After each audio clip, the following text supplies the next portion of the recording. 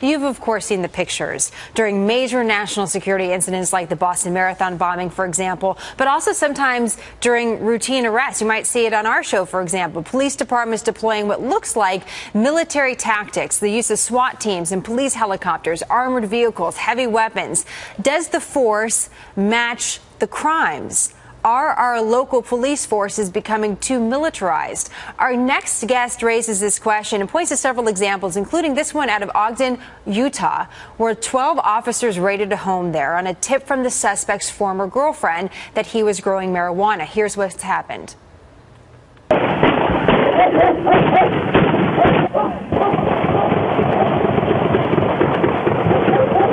Get your hands out where I can see them! Both of them now! Better not have anything in your hands when you step out! Crawl out on your stomach! Stand by, people on the east. Stand by. Crawl out! Let me see your hands! Stand by. Hands! Again, just over allegations that maybe there were drugs in the home. A police officer ended up dead in this incident. The suspect later hanged himself in jail. Police tactics used in this case are one of the topics in this new book, The Rise of the Warrior Cop. Radley Balco is the author, and he joins me now. And Radley, that's the example you used in the Wall Street Journal a few weekends back when you wrote a little bit about the book and some of your research. And you've really looked at civil liberties. It's been one of the things you've looked at in your career. And I'm just curious, as you've written this book, and I have it here, our viewers can see a sizable one, you've done the research. What do you walk away from? What's the big point you think our viewers should know? Well, I think we've seen a dramatic shift in the way policing is done in America. It used to be that the sorts of tactics that you see in that video, the SWAT raids, these kind of paramilitary tactics, were reserved for situations where you had an active shooter or a bank robbery or some sort of terrorist incident where you're using violence to diffuse an already violent situation. That's how SWAT teams were used throughout the 1970s. Starting in the 80s and continuing through today, we're seeing these tactics not used not as a last resort, but as a first resort and even as an investigative tool. So now you're seeing the vast majority of SWAT raids in America today, and they're about 100 to 150 per day now, are to serve warrants on people suspected of drug crimes, nonviolent consensual crimes. And in this case, you're not using violence to diffuse an already violent situation. You're actually creating violence and confrontation where there was none before. And that really, I think, is the crux of the objection to what's happened. Radley, are we safer, though? Can we measure that we're safer now than we were 10, 20 years ago? Well, the violent crime rate has definitely dropped since 1994. This trend started in the early 80s, so I'm not sure you can attribute it to police militarization. But the other thing to remember is, again, the vast majority of these raids are on people suspected of drug crimes. And the drug supply, has not gone down at all. It's just as easy to get illegal drugs today as it ever was. But these raids are not typically, they're not being used to fight the homicide rate or the rape rate or the burglary rate. These tactics are now used typically in the drug war. Although in the book I talk about, we're now seeing SWAT tactics used against people who are playing, neighborhood poker games. So there have been SWAT teams Radley, sent into bars where there's underage drinking going on. Right, and those examples that you point out in your book, one wonders, well, why? Why did the local law enforcement choose to use those tactics when they could use others in their arsenal? And through your research, what did you find? What was the reason why they decided to do that? Well, I think there are a couple of reasons. One is just the classic, when you have a hammer, every problem looks like a nail situation. But in terms of the drug raids, the federal government has been making these anti-drug grants available to police departments across the country for a few decades now. And so this provides a really strong incentive where if you have a SWAT team, you can keep your SWAT team in mothballs until one of these real emergency type situations arises where lives are at stake.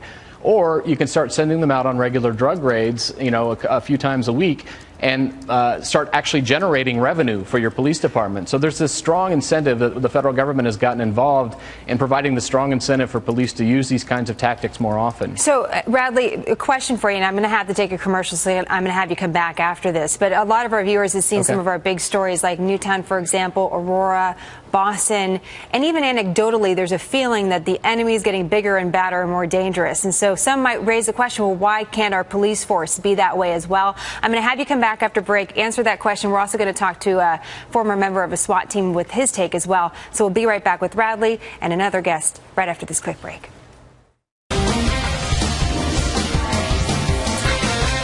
We're lucky to have Radley Balco back with us. He's the author of Rise of the Warrior Cop, and we were having a conversation, Radley, before the break about, the feeling that maybe the enemy or whoever is out there that could do us harm is getting bigger and badder and stronger. A lot of our viewers had a lot of strong opinions about your book. A lot of them felt that police are becoming too aggressive. But one viewer, Jeff, says, this has become necessary. Crimes evolve, so should police, or they become unprepared and can't offer the protection we need. What would you say to our viewer, Jeff, that says, listen, police have to kind of up their game to deal with the threat? Yeah, a couple of responses to that. First, this is the same argument you hear from the gun control people, right, is that the criminals are getting bigger and better armed and using these high-powered weapons. And there actually just isn't a whole lot of data to support that. The Department of Justice, in fact, has done 2 studies and found that the vast majority of homicides, the overwhelming majority, are committed with small-caliber weapons, usually a handgun. Now, you mentioned Newtown and some of these other mass shooting situations before the break. And, I don't object to SWAT teams in general, and I don't think most critics do.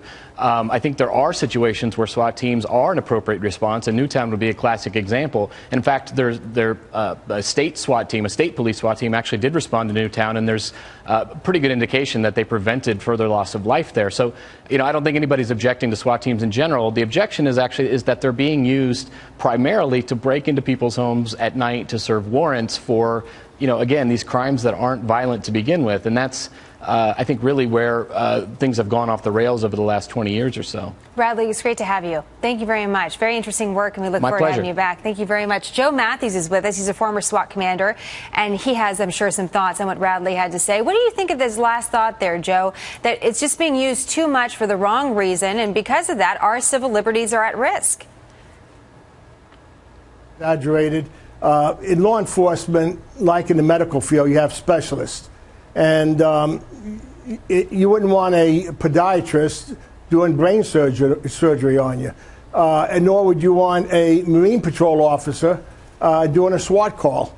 The department has so many different units that the SWAT team is so small that, you have Marine Patrol, Beat Patrol, motorcycles, Air Patrol, K9. It goes on and on and on. So to make the viewers feel that the SWAT team are doing the routine everyday police work, it's not true. And when he said it's a victimless crime on narcotics, that's where we have had so many officers shot and killed on search warrants on drug-related crimes. I'm talking about grow houses or arrest warrants. So you use the SWAT team. I have never heard of a SWAT team being used for a card game or a underage drinking. What you have is you have a unit that, let's say, controls underage drinking, and they have their own men wearing a different uniform, but not SWAT. SWAT is full gear.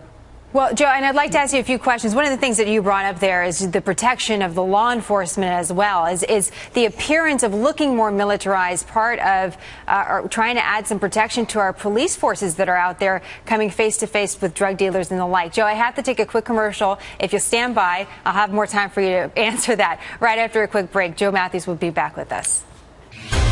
More now with Joe Matthews, a former SWAT commander. We just spoke briefly with Radley Balco. He's the author of the new book, Rise of the Warrior Cop. And he's taking a look, and just to recap for our viewers, Joe, at a trend, he says. There's the trend in our local law enforcement that our police units are becoming more militarized.